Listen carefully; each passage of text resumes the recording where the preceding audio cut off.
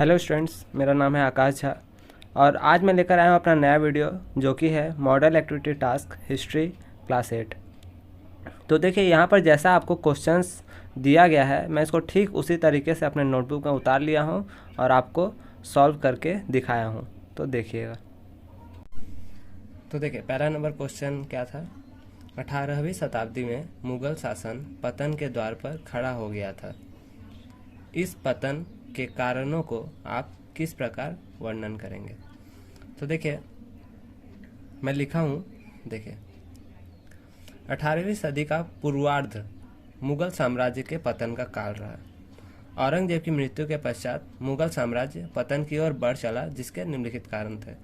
तो देखिए 18वीं शताब्दी बोला था, तो औरंगजेब को ध्यान में रखते हुए ही हमें सारे पॉइंट जो मैं लिखा हूँ वो मैं सारे पॉइंट्स औरंगजेब को ध्यान रखकर ही लिखा हूँ। तो देखिए देखते हैं पहला नंबर क्या है। औरंगजेब के अयोग्य उत्तराधिकारी। तो देखिए औरंगजेब के मृत्यु के पश्चात उसका बेटा बहादुर शाह आगरा की गद्दी पर बैठा, जो कि एक अयोग्य शासक था। यद्यपि वह हिंदू तथा राजपूतों के प्रति उदार था, परंतु एक शासक के रूप में वह दुर्बल था। जैसा कि आप जानते हैं कि औरंगजेब जो है वो हिंदुओं के प्रति उदार नहीं था, परंतु उसका पुत्र जो था, जो कि ये बहादुर शाह था, वह हिंदुओं के प्रति तो उदार था, राजपूतों के प्रति तो उदार था, परंतु एक शासक के रूप में, एक राजा के रूप में वह बहुत ही ज़्यादा दुर्बल था। उसके बाद क्या लिखा हूँ। इसके बाद बहादुर शाह का पुत्र जहोंदर शाह, यानी कि औरंगजेब का पौत्र, वह भी कमजोर शासक सिद्ध हुआ। इसके परिणाम स्वरूप अयोग्य उत्तराधिकारी मुगल साम्राज्य के पतन का कारण बना। चलिए आते हैं दूसरे पॉइंट पर। औरंगजेब की धार्मिक नीति, मतलब धर्म से जुड़ी हुई नीति। तो देखिए अकबर अपने राज्यकाल में सभी धर्मों को अपने साथ लेकर चला था, परंतु औरंगजेब की धार्मिक नीति अनुदार थी। हिंदू धर्म के लोग उससे असंतुष्ट थे। वह जजिया तथा तीर्थ यात्रा जैसे अपमानजनक कर लगाया था। ठीक है, ये हिंदुओं के खिलाफ था। ठीक है, अपने दरबार के हिंदुओं को उसने उच्च पदों से वंचित कर अपमानित किया और राजपूतों से शत्रुता किया। ये तो हिंदू के प्रति हुआ। उसके साथ ही साथ मुसलमान धर्म में भी शिया और सूफी में भेदभाव के कारण वे भी नाराज थे। थर्ड नंबर देखिए, मराठों और सिखों के साथ दुर्व्यवहार। औरंगजेब का मराठों से दुश्मनी लेना मुगल साम्राज्य का सबसे बड़ा पतन का कारण था। मुगलों ने शिवाजी को अपमानित किया और उसके पुत्र संभाजी की हत्या कर दी, जो कि एक बड़ी भूल साबित हुई। परिणाम स्वरूप दक्षिण में मराठों का संघर्ष निरंतर चलता रहा और अंततः मराठों का मुगलों पर विजय मिला। मराठों को मुगलों पर विजय मिला और मुगल पतन की ओर अग्रसर हुए। ठीक है, इसी तरह मुगलों और सिखों के साथ दुर्व्यवहार था। उसके बाद अब आ रहा है सिख। तो इसी तरह सिखों के गुरु तेग बहादुर तथा गुरु गोविंद सिंह के पुत्र की हत्या कर उसने हमेशा के लिए सिखों को अपना दुश्मन बना लिया। ये हुआ थर्ड पॉइंट। आते हैं फोर्थ पॉइंट में, साम्राज्य की विशालता। औरंगजेब एक साम्राज्यवादी शासक था और उसका साम्राज्य बहुत विशाल था, परंतु उसके मृत्यु के पश्चात उसके उत्तराधिकारी सक्षम न होने के कारण इतने बड़े साम्राज्य को सुरक्षित न कर सके, जिससे मुगल साम्राज्य शक्तिहीन हो गया। मतलब औरंगजेब तो अपना साम्राज्य बढ़ाते गया, लेकिन उसके मृत्यु के बाद उसका साम्राज्य तो बहुत विशाल था, तो साम्राज्य को चलाने के लिए तो वैसे शक्तिशाली शासक भी चाहिए ना, तो वो था नहीं, जिसके कारण क्या हुआ कि मतलब तरह तरह मतलब हर जगह से जो है आक्रमण होते गया और उसको सुरक्षित न कर सकने के कारण मुगल साम्राज्य शक्तिहीन हो गया और वो भी एक पतन का कारण सिद्ध हुआ। नेक्स्ट लास्ट पॉइंट, विदेशी आक्रमण। मुगल सेना दिन ब दिन अनुशासनहीन होती गई और लड़ने का उत्साह जाता रहा और साम्राज्य भी भ्रष्ट होता गया। मुगलों की इस दुर्बलता और भ्रष्टता का लाभ उठाकर फारसी आक्रमणकारी नादिर शाह और अफगानी आक्रमणकारी अहमद शाह अब्दाली ने भारत पर आक्रमण किए और भयंकर लूटपाट मचाई, जिससे मुगल आर्थिक रूप से मतलब धन की कमी के कारण आर्थिक रूप से कमजोर हुए और उनका अंत निश्चित हो गया। तो देखिए मैं 5 पॉइंट लिखा हूँ, आप और पॉइंट लिख सकते हैं। तो देखिए जिस तरह का नंबर रहेगा उस हिसाब से आपको पॉइंट लिखना होगा, ठीक है। तो यहाँ पर मैं 5 पॉइंट लिखा हूँ और इसी के साथ फर्स्ट क्वेश्चन कंप्लीट हुआ। आते हैं अगले क्वेश्चन में। तो सेकंड नंबर क्वेश्चन क्या है, देखिए, भूमि सर्वेक्षण तथा राजस्व निर्णय के संबंध में ब्रिटिश ईस्ट इंडिया कंपनी द्वारा उठाए गए कदमों की एक तालिका तैयार करें।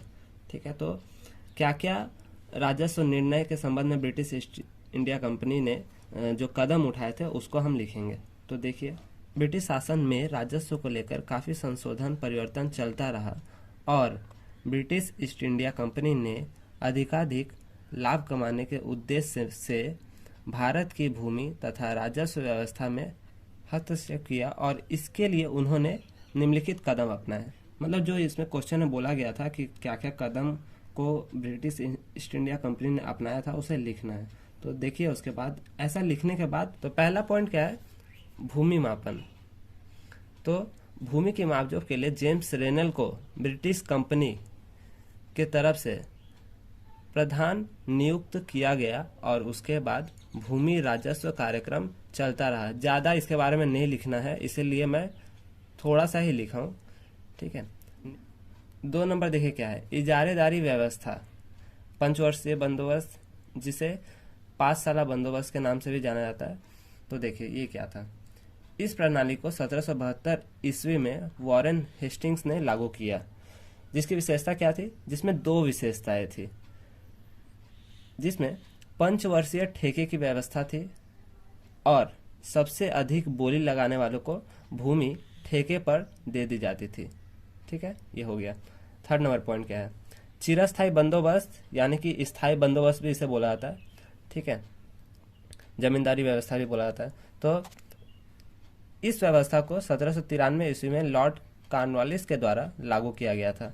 इस व्यवस्था के अंतर्गत जमींदारों को भूमि का स्थायी मालिक बना दिया जाता था या बना दिया गया। 4th नंबर पॉइंट क्या है, महालवाड़ी व्यवस्था। इस व्यवस्था को 1822 ईस्वी में हॉल्ट मैकेंजी, कहीं कहीं पर देखिएगा कि वॉरेन हेस्टिंग्स भी दिया रहेगा, ठीक है, तो नहीं, हॉल्ट मैकेंजी के द्वारा इस व्यवस्था को लगाया गया था। इस व्यवस्था में भू राजस्व बंदोबस्त एक पूरे गांव या महल में सीधा ग्राम प्रधान के साथ किया गया था। मतलब ये जो व्यवस्था था ये डायरेक्ट किसके साथ किया जाता है, ग्राम के प्रधान के साथ, ठीक है।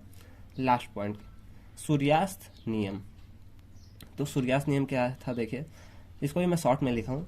लॉर्ड कॉर्नवालिस ने 1793 ईस्वी में रेगुलेशन के आधार पर या रेगुलेटिंग एक्ट के आधार पर इस कानून को बनाया था, जिसमें एक निश्चित तिथि के अंदर राजस्व जमा करना पड़ता है और नहीं करने पर पूरी जमीन को नीलाम कर दी जाती थी, पूरी जमीन नीलाम हो जाती थी और इसी नियम को सूर्यास्त नियम बोला था। तो ये 5 पॉइंट इसमें मैं लिखा हूँ जो कि हुआ राजस्व व्यवस्था के संबंधी, जो ब्रिटिश ईस्ट इंडिया कंपनी ने जो कदम उठाए थे। तो ये 5 पॉइंट लिखा हूँ। 3rd नंबर देखिए, उपयुक्त तथ्यों के आधार पर नीचे दिए गए विवरणों को पूरा कीजिए। तो देखिए आपका ये दे दिया गया था, है ना, गवर्नर जनरल, समय काल, प्रभावित राज्य, मूल नीति, ये सब दे दिया गया था। यहाँ पर 2 नीति है, पहला क्या था, अधीनता मूलक मित्रता नीति और दूसरा क्या था, हड़प नीति। तो अधीनता मूलक मित्रता नीति को किस गवर्नर जनरल ने किया था, तो लॉर्ड वेलेजली ने। उसका समय काल क्या था, 1798 से 1805 तक समय काल पूछा है, ठीक है। इससे प्रभावित राज्य कौन कौन थे, सूरत पहला, हैदराबाद, मैसूर, ठीक है, बहुत सारे थे, आपको 2 पूछा है, तो यहाँ पर सूरत और हैदराबाद में लिखा हूँ, ठीक है। इसका मूल नीति क्या था, मतलब अधीनता मूलक मित्रता नीति था क्या। तो देखिए पहला क्या था, प्रत्येक राजा को अपनी राजधानी में एक अंग्रेजी रेजिडेंट को रखना पड़ता, मतलब ये जो है रखना ही पड़ता है, ये कंपलसरी था इस नीति के अंदर में, अधीनता मूलक मित्रता नीति के अंदर में। 2nd नंबर क्या है, लॉर्ड वेलेजली इसको लागू किया था। तो लॉर्ड वेलेजली द्वारा बनाए गए इस नीति को स्वीकार करने वाला राजा को कंपनी का आधिपत्य स्वीकार करना पड़ता था और अपने राज्य में अपने ही खर्च पर अंग्रेजी सेना रखनी पड़ती थी। सोच सकते हैं मतलब कितना खराब नीति था ये। उसके बाद देखिए हड़प नीति। हड़प नीति को किस गवर्नर जनरल ने किया था? लॉर्ड डलहौजी। ठीक है, कहीं कहीं पर देखिए मैं यहाँ पर डलहौजी लिखा हूँ, कहीं कहीं पर लॉर्ड डलहौसी भी होता है। ठीक है, लॉर्ड डलहौसी। समयकाल इसका क्या था? 1848 से लेकर 1856 तक। तो इससे प्रभावित राज्य सबसे पहले आता है सतारा, जो कि महाराष्ट्र के अंदर में आता है, और दूसरा है झांसी। ठीक है, तो झांसी और सतारा इससे 2 प्रभावित राज्य थे। इसका मूल नीति क्या था? हड़प नीति जो था। ठीक है, हड़प नीति को गोद हड़प नीति भी बोला जाता है। ठीक है, तो इसका मूल नीति क्या था देखते हैं। तो इस नीति की सबसे प्रमुख विशेषता थी कि जिन शासकों का उत्तराधिकारी नहीं होते थे वे पुत्र को गोद नहीं ले सकते थे। मतलब अगर किसी का संतान नहीं है तो वो किसी और को गोद नहीं ले सकता है। ठीक है, ये इसका मेन नीति था। ठीक है, और एक देखिए और एक नीति क्या है? यदि कोई राजा निसंतान है, मतलब यदि अगर किसी राजा का पुत्र नहीं है तो उसके मृत्यु के पश्चात उसकी रियासत, उसका जो भी रियासत था उसको ब्रिटिश सरकार अपने अधीन कर लेगी। ठीक है, तो यहीं पर ये वीडियो समाप्त होता है और मैं हिस्ट्री का नेक्स्ट पार्ट अगले वीडियो में लेकर आऊँगा।